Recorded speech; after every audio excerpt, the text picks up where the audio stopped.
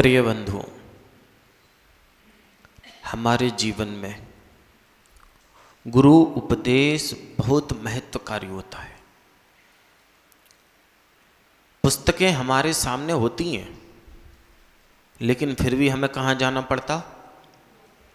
School जाना पड़ता है। ग्रंथ हमारे सामने रखे रहते हैं, फिर भी हमें गुरुओं का उपदेश सुनना पड़ता है। अगर नहीं सुनेंगे तो क्या होगा? बहुत ग्रंथ रखे हैं, बहुत सारे, लेकिन सुनोगे नहीं। पुस्तकों से हमें ज्ञान तो मिल सकता है, लेकिन समझ हमेशा हमें गुरुओं के उपदेश से ही मिलेगी। हमारे पास सारी किताबें होती हैं, हमारे पास अच्छे अच्छे पेन होते हैं, कॉपियां होती हैं, लेकिन उसके बाद भी हमें स्कूल जाना पड़ता है, इसीलिए कि हमें यथार्थ बोध हो जाए। क्यों कहा जाता है? क्यों कहा जाता है कि उपदेश सुनना चाहिए? क्यों कहा जाता है जॉनी भाई कि तुम्हें अपने जीवन में एक गुरु बनाना चाहिए, कि जब भी कोई ऐसी स्थिति तुम्हारे सामने निर्मित हो जाए, गुरुओं के उपदेश से तुम उस स्थिति से निकल जाओ। जो तुम्हारे सामने स्थिति बनी है, कर्मों के उदय के कारण उस स्थिति से तुम निकल जाओ। आगम उठाकर देखिएगा, कितने कितने महान ज्ञानी लोग हुए, लेकिन गुरु के उपदेश के बिना उनका ज्ञान परिपूर्ण नहीं हो पाया। और जैसे ही उन्हें एक गुरु मिला, चाहे उनके पास ज्ञान था अथवा नहीं था, लेकिन जैसे ही उन्हें गुरु का उपदेश मिला और वह अपने लक्ष्य को प्राप्त कर गए। वह उद्देश्य सुना होगा, शिवभूति मुनिराज। इतना कम क्षयोपशम, इतना कम क्षयोपशम कि उनको नमोकार मंत्र भी याद नहीं होता था, लेकिन बिल्कुल हृदय से, बिल्कुल श्रद्धा से उन्होंने अपने गुरु बनाए। लगभग लगभग हर किसी के गुरु होते हैं। कोई कहे कि हमारे विद्यासागर हैं, कोई कहे विराग सागर हैं, कोई कहे वर्धमान सागर हैं, कुछ भी कहो, लेकिन आपका कोई ना कोई गुरु जरूर होगा। और हमारा कौन गुरु है, हमें यह बताने की बिल्कुल आवश्यकता नहीं है। गुरु हमारे कैसे भी हों, उसकी कोई महत्ता नहीं, लेकिन गुरु का शिष्य जो है, उसका शिष्यत्व बहुत अच्छा होना चाहिए। हमें नहीं कहना पड़े महावीर जी, हमें नहीं कहना पड़े हम किस गुरु के शिष्य हैं। विनोद जी, आपको देखकर, आपका उठना बैठना, चलना फिरना, आपका बोलने का तरीका देखकर लोग सोचने पे मजबूर हो जाएं कि हम पता तो करें कि आखिर ये किस गुरु का शिष्य है। जब ऐसा होता है और ऐसी क्रिया आपकी, आपका ऐसा शिष्यत्व गुण होता है, तो गुरु भी अपने अंदर बड़ा नाज करते हैं कि अहो भाग हमारे, जो ऐसे शिष्य को हमने दीक्षा दी है, ऐसे जीव को हमने अपना शिष्य बनाया है। अकेला ये नहीं होता, अकेला ये नहीं होता कि हम कहते रहें कि हम इन गुरु के शिष्य हैं, हम इन गुरु के शिष्य हैं, इन गुरु के शिष्य हैं। अगर मुंह से कहा तो क्या कहा, अगर बोल के कुछ चीज कही है तो क्या कही है। तुम्हारा जो समर्पण है वह तुम्हारी क्रियाओं से होना चाहिए, तुम्हारी चर्या से होना चाहिए। हम विभाजित कैसे होते हैं, कैसे हम अपनी पहचान बनाते हैं? पहचान भी अलग अलग प्रकार की होती है। हम कहें कि हम उन गुरु के शिष्य हैं, ठीक है, लेकिन अगर लोग समझ जाएं कि इनके गुरु कौन है, कहने का मतलब ये है कि गुरु से हमारी पहचान होती है और हमेशा रहेगी, कोई बड़ी बात नहीं। गुरु से हमारी पहचान है, कोई बड़ी बात नहीं। हमारे शिष्यत्व में इतनी दम होनी चाहिए कि हमें देखकर लोग हमारे गुरु की पहचान करें। बच्चों की पहचान तो पिता से होती है, लेकिन पुत्र में इतनी दम होनी चाहिए कि लोग तुम्हें देखकर तुम्हारे पिता का परिचय जानने के लिए मजबूर हो जाएं। वह शिवभूति मुनिराज नमोकार मंत्र भी याद नहीं होता था उन्हें, लेकिन गुरुओं के प्रति अकाट श्रद्धा। दीक्षा गुरु हमारे एक हो सकते हैं, जिन्होंने हमें दीक्षा दी है वह गुरु हमारे एक ही होंगे। जिससे हमें प्रायश्चित लेना है, मार्गदर्शन लेना है, वह एक ही होंगे। शिक्षा गुरु हमारे कईयों हो सकते हैं। जिन जिन से हम शिक्षा ले रहे हैं वह हमारे शिक्षा गुरु हो सकते हैं। अब कमल जी, इसका मतलब ये नहीं कि निर्ग्रंथ ही हमारे शिक्षा गुरु हों। अकेले ऐसा नहीं कि निर्ग्रंथ ही हमारे शिक्षा गुरु हों। दीक्षा गुरु तो हमारे निर्ग्रंथ होंगे, लेकिन शिक्षा गुरु हमारे कोई भी हो सकते। जब संघ में शुरू में प्रवेश किए तो आचार्य श्री विद्वानों को बुलाकर पढ़ाते थे। आज जब भी बात चलती है, अब ये नहीं कि एक निर्ग्रंथ साधु है, कपड़े वालों का कैसे नाम ले। अगर आपने जिनसे शिक्षा ली है, आपको उनका नाम बताना पड़ेगा, आपको उनका नाम लेना पड़ेगा।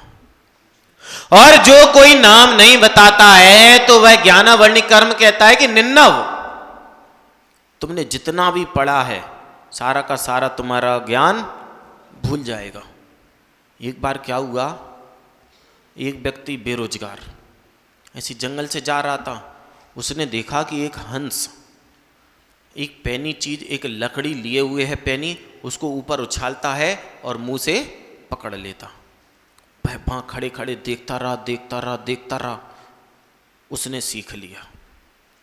उसने कहा कि अगर हम इस लकड़ी की जगह एक तलवार का यूज करेंगे तो बड़ी आमदनी होगी। लोग देखना क्या चाहते आज के समय में? क्या देखना चाहते? क्या देखना पसंद करते? बच्चों को मोबाइल पकड़ाओ तो क्या लगाएंगे? सीधे कार्टून, जोकर। अगर कहीं पे कोई अच्छी धर्म की चीज चल रही हो तो लोग बच के निकल जाएंगे, और कहीं अगर कार्टून चल रहा हो, कोई जोकर चल रहा हो, कोई ऐसी लीला चल रही हो, कोई नाटक चल रहा हो, तो आदमी दौड़ा दौड़ा वहां पर जाएगा। उसने कहा अरे बहुत अच्छी चीज मिल गई। लेकिन अब समझने का प्रयास करो, उसने सीखा किससे? मोहन जी किससे सीखा? उस हंस पक्षी से। समझने का प्रयास करो, किससे सीखा? उस हंस पक्षी से। उसका गुरु कौन हुआ? अब वह कलाकारी करते करते 10 साल गुजर गए। एक बार एक व्यक्ति ने उससे पूछा कि भैया तुम ये तो बताओ, ये कला तुमने किससे सीखी है? उसने कहा किसी से नहीं सीखी। उसे लगा कि अगर मैंने हंस का नाम बता दिया तो लोग हंसेंगे। गुरु कैसे भी हों, लंगड़े हों, लूले हों, कोड़ी हों, कैसे भी हों, गुरु हमेशा गुरु ही रहता। उसने कहा नहीं, वो तो गॉड गिफ्ट है, मैंने अपने आप से सीखी है। उसने कहा अच्छा एक बार करके तो दिखाओ। जैसे ही उसने तलवार ऊपर उचकाई, गर्दन में सीधी तलवार आर पार करते हुए उसको छेद के चली गई। गुरु हमारे कैसे भी हों, कभी भी उनको नहीं छिपाना चाहिए। दीक्षा गुरु हमारे एक, शिक्षा गुरु कहीं, लेकिन श्रद्धा गुरु हमारे हमेशा 3 कम 9 करोड़ मुनिराज ही होते हैं। अगर आप ये सोच रहे हो कि हमारे गुरु मात्र वह हैं, बिल्कुल रहेंगे। हम गर्व से कहते हैं हमारे गुरु कौन है? आचार्य विनिश्चय सागर जी महाराज। 1000 लोगों के बीच में अभी हम इतनी दम रखते हैं, कोई भी कितना बड़ा आचार्य खड़ा रहे, हम गर्व से कहते हैं हमारे को दीक्षा देने वाला अगर कोई संत था तो बाग के श्री संत आचार्य विनिश्चय सागर जी महाराज। जब शिक्षा की बात चलती है तो बहुत लोगों ने शिक्षा दी। संघ के प्रांजल सागर जी थे, उन्होंने भी खूब पढ़ाया। आज हम तत्वार्थ पढ़ाते हैं तो हमें पढ़ाने वाले कौन थे? अब वो बात अलग है कि गुरु से गुरु जी ने उन्हें कहा और उन्होंने हमें पढ़ाया, लेकिन हम उनके उपकार को नहीं भूल सकते हैं। शिष्य वही है कि मरते मरते दम तक अपने गुरु का उपकार न भूले। लेकिन हमारी श्रद्धा कितनों पे होगी? 3 कम 9 करोड़ पर, जिनको हमने कभी देखा नहीं, जिनको कभी हमने जाना नहीं, लेकिन आगम ने कहा है कि हमारे ये गुरु होते हैं, हमारा सिर बिल्कुल श्रद्धा से उनके चरणों में नतमस्तक। गुरु है क्या? है क्या गुरु? गुरु वही हैं जो आपको कहीं ना कहीं किसी रूप से मार्ग पर लेकर जा रहे हैं। और आचार्य भगवान पूज्यपाद स्वामी महाराज इस गाथा में यही कह रहे हैं कि तुम्हें कोई भी चीज सीखनी है तो तुम्हें गुरु के उपदेश से, फिर उसके बाद गुरुपदेशा दभ्यासा संवित्तो सो परांतरम। गुरु ने तो उपदेश दिया, अब तुम्हें अभ्यास करना पड़ेगा। गुरु ने तुम्हें उपदेश दे दिया, अब अभ्यास कैसे करना पड़ेगा? अब आपको तो बता दिया, इन माँ को पता होगा, जब इनकी माँ ने इनको रोटी बनाना सिखाई थी तो बस उन्होंने बता दिया कि बेटा देखो ऐसे ऐसे बेलते हैं। अभ्यास किसने किया? अभ्यास तो करना पड़ेगा। अगर आप किसी भी चीज का अभ्यास नहीं करोगे तो अनाभ्यासे विषम विद्या, कितनी ही बड़ी विद्या क्यों ना हो वह विषरूप हो जाती है। कितनी भी बड़ी विद्या क्यों ना हो, अनाभ्यासे विषम विद्या। आपको लग रहा है कि हम बहुत विद्याओं में पारंगत हैं, बहुत विद्याओं में, लेकिन अभ्यास नहीं किए तो सारी विद्याएं आपकी समाप्त, संवित्ते।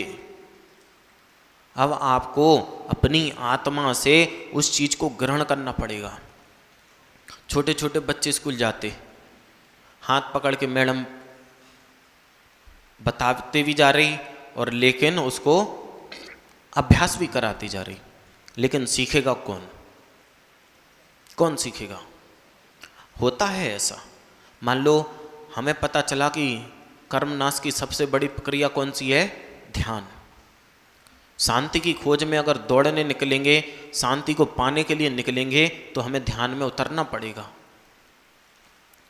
अब आपने बहुत अच्छे अच्छे ध्यान वाले व्यक्तियों को बुला लिए, वह आपको बताते जाएंगे, अभ्यास कराते जाएंगे, लेकिन उसके बाद कौन करेगा?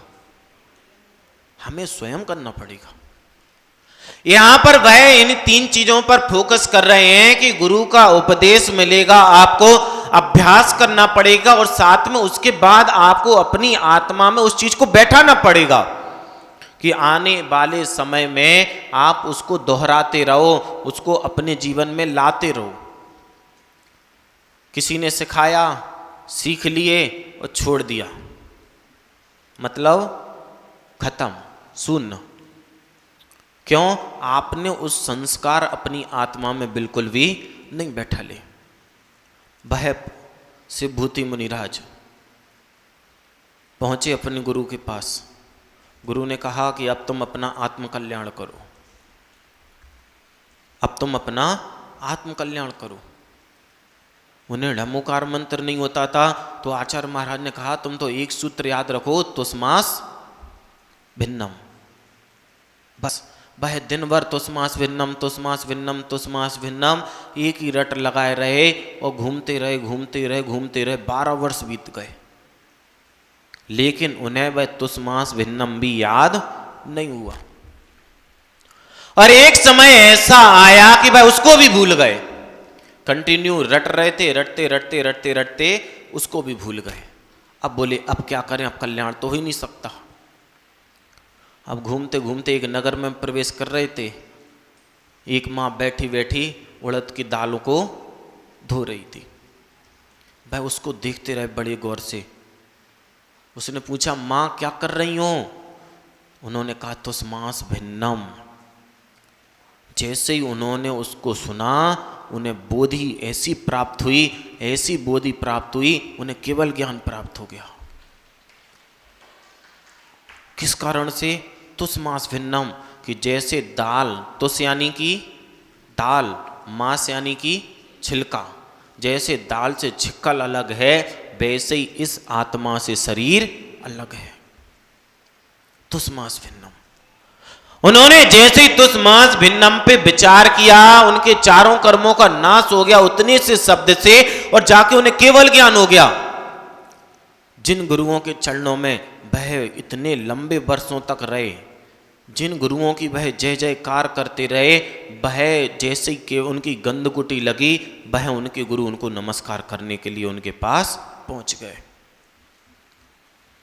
गुरु बहुत प्रकार के होते हैं, लेकिन मात्र एक दिगंबर संत ऐसा गुरु होता है जो अपने शिष्यों को अपने साथ बैठालते बैठालते अपने से ऊपर बैठाल देता।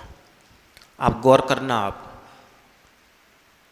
एक दीक्षार्थी की दीक्षा चल रही, सोमू भाई, एक दीक्षार्थी को संजय भाई दीक्षा दी जा रही, वह बिल्कुल शांत परिणामों से अपने आत्मचिंतन में लगा। जो दीक्षा देने वाले गुरु हैं वह उस समय कौन से गुणस्थान में हैं? जम्बू भाई कौन से गुणस्थान में? छठे गुणस्थान में। जैसे ही उन्होंने उस शिष्य को दीक्षा दी, कौन से गुणस्थान में पहुंचेगा? कौन से में? 7वें में। अब देखो आप, गुरुओं की महत्ता, गुरुओं की कृपा, कि स्वयं तो छठे गुणस्थान वर्ती हैं जब वह तुम्हारे को दीक्षा दे रहे हैं, जब वह शिष्य को दीक्षा दे रहे हैं। जैसे ही शिष्य ने दीक्षा ली और सीधा 7वें गुणस्थान में, गुरु तो 6वें में थे और शिष्य कहाँ पहुंच गया? 7वें गुणस्थान में।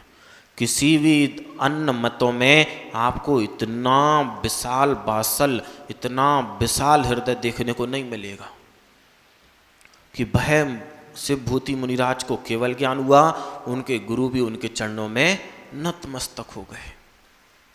गुरु ऐसा नहीं है कि अब मान लो हम बैठे हैं, आप आए, अब गुरु जी तो हमें देखे ही नहीं है। मान लो विनोद जी आए, बोले महाराज जी के पास जाते हैं, कोई मतलब ही नहीं है। बोले क्यों? उनके पास जा, वो देखते ही नहीं है।